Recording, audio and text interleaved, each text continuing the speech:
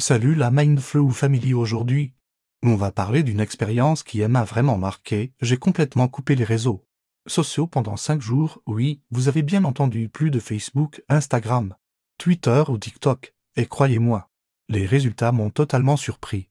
Vous vous demandez sûrement pourquoi j'ai décidé de faire ça. Enfin, je me suis rendu compte que je passais des heures à scroll sans vraiment m'en rendre compte. Ces petites notifications qui n'arrêtaient pas de me distraire.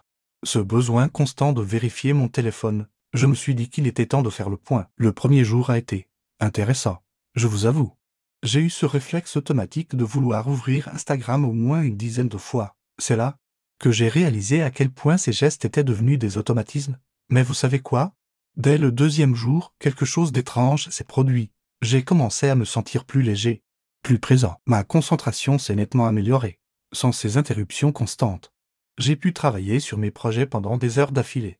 C'était comme si mon cerveau retrouvait enfin sa capacité naturelle à se concentrer. Le troisième jour, j'ai remarqué que mon niveau de stress avait considérablement baissé. Plus besoin de me comparer constamment aux autres.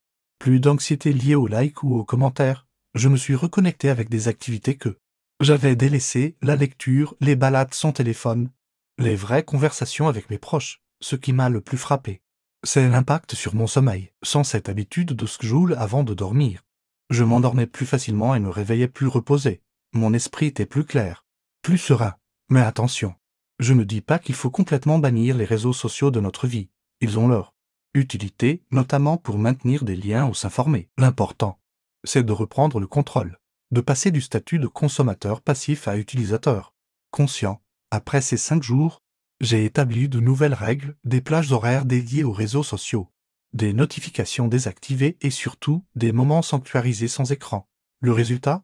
Je profite des bénéfices des réseaux tout en préservant mon bien-être mental. Cette expérience m'a appris une chose essentielle: notre relation avec les réseaux sociaux devra être un choix conscient, pas une dépendance. On peut décider de reprendre le contrôle de notre temps et de notre attention. Si vous vous reconnaissez dans ce que je décris, je vous encourage vivement à tenter l'expérience, même si ce n'est que pour 24 ou 48 heures.